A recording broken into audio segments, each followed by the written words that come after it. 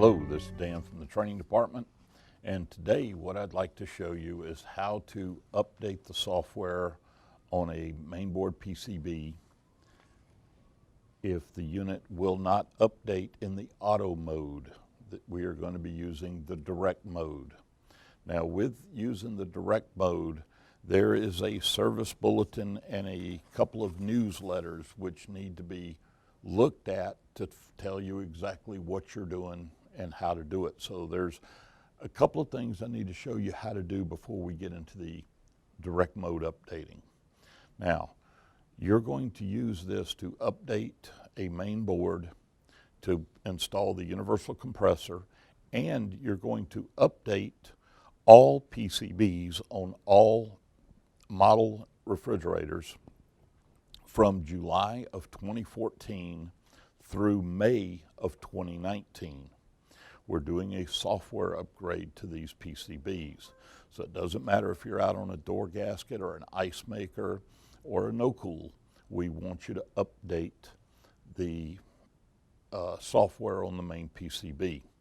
There will be a sticker that says software update, copyright LGE. It'll be right below the model serial plate, so please put it on neatly. All right, so now, let's say we tried to update the PCB using the auto mode and we got a no match found, or maybe your jig died because it wasn't properly charged. That's happened to us before. So if you're forced to go into the direct mode, there's a few things you need to know. And to make sure I don't miss any, I've made myself a little checklist here.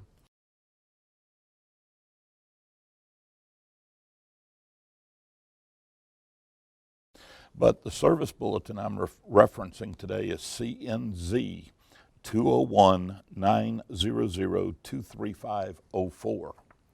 Now, the first thing I want to cover with you is not all boards can be updated. So if you go to the back of that service bulletin, what we're doing is telling you that certain PCBs cannot be updated. Most of these PCBs were built in 2014. And what happened is we weren't thinking about updating boards at that time, so they didn't have what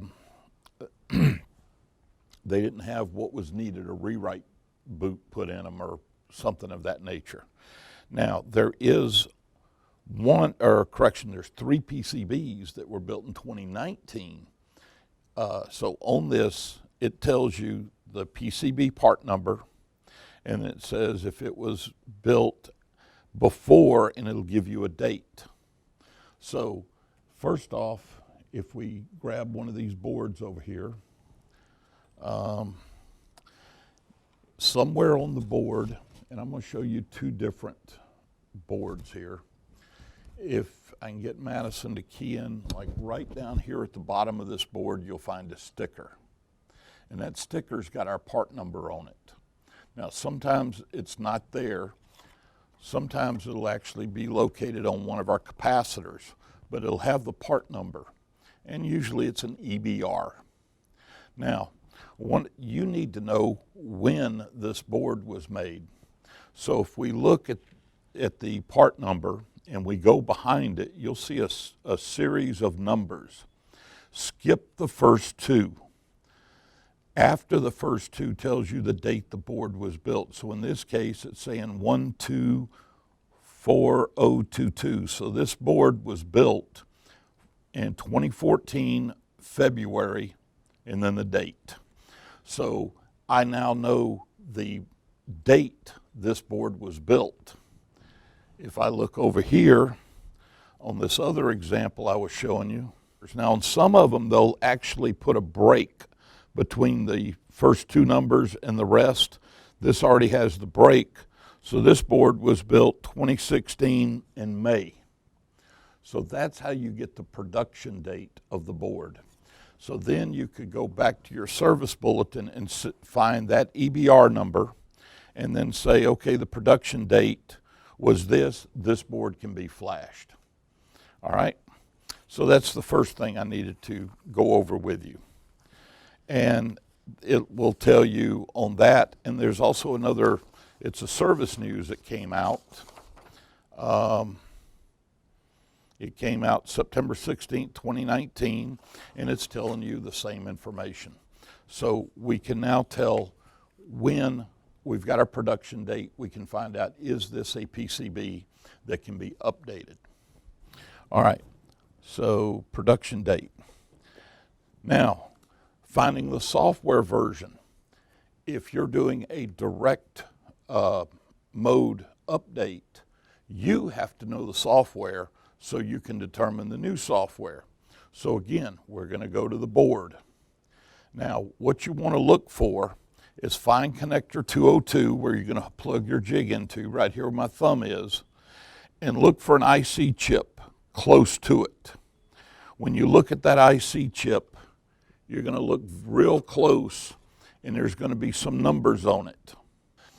Now, when you find that IC chip, what TCC's been telling people in the field is take your phone and take a picture, because the numbers are very small.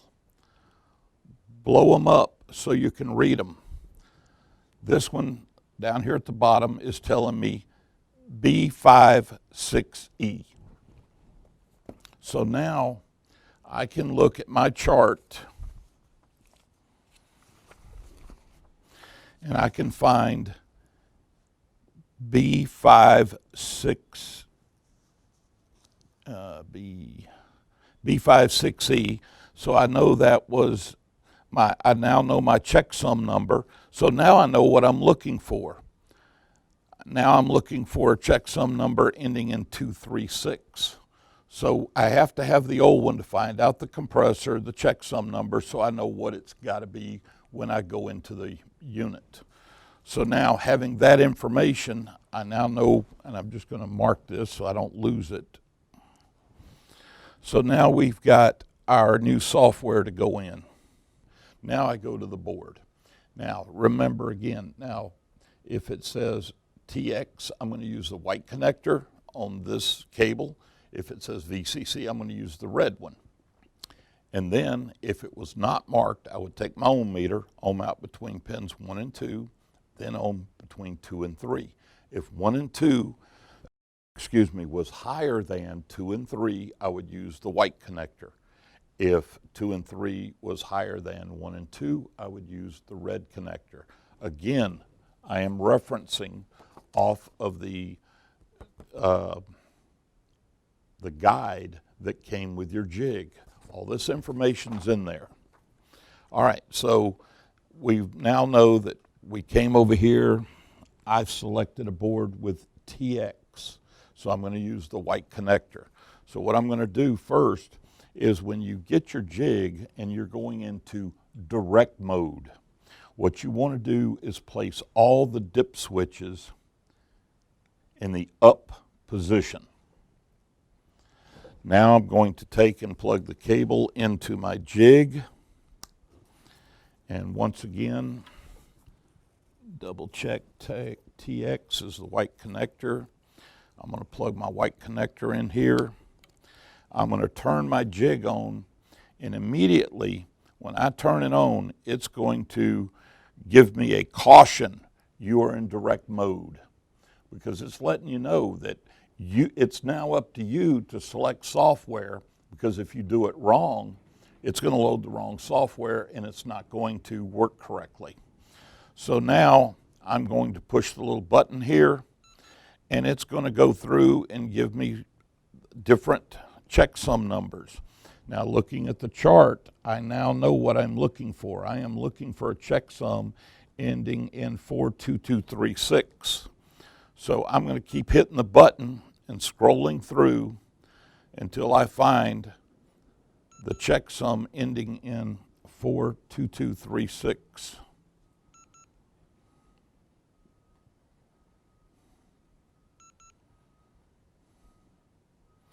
All right, I have just found it. Once you find it, you're going to press and hold, and then when you let go, it's going to say you have selected, and I missed the first of the numbers, but then it'll come up with OOF 42236. Yes, that is what I want. You're going to press it one more time, and now it says erasing and downloading. So you have to find the new checksum, and then it's going to operate just like it did in the auto mode. It will go through, erase what it needs to, and reload.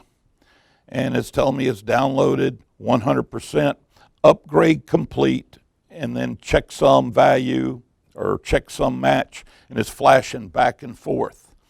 And all you need to make sure of is the checksum it's given you is what you told it to load. If it did, and mine did, what I want to do is turn off my jig, unplug from my board. Now this board is ready to go into the refrigerator. Please note that you're not going to have to use direct mode very often, but if you do, you're going to need to know the production date of the board to see if that board can actually be flashed. Number two, you're going to have to find out what your software version is on the board. To get that, look for the small little IC chip next to or close to connector 202. Find that little number, and like I said, unless you got a magnifying glass, take a picture of it with your phone, blow it up, find what was, and on your chart it'll say as is to be. So you're going to take that software, find it in the as is to know what your to be is going to be. And remember, we're not only doing this when we replace a compressor using the UCP compressor, we're using this to update all PCBs out in the field from July of 2014 through May of 2019. One last thing I would like to bring up to you.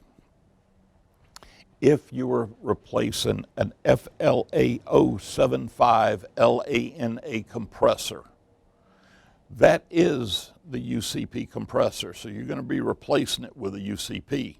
So when you go to update the board, your as-is checksum is the same as the to-be checksum. Go ahead and flash it. But the checksums are going to be the same because you're putting the same compressor in. And you're only going to find that instance in about 3 different units or 3 different PCBs out there. But I don't want you to say, wait a minute, my as-is and to-be are the same. Just go ahead and flash it. It's not going to hurt anything. If you have any questions, please contact the training department. My name's Dan. Have a great day.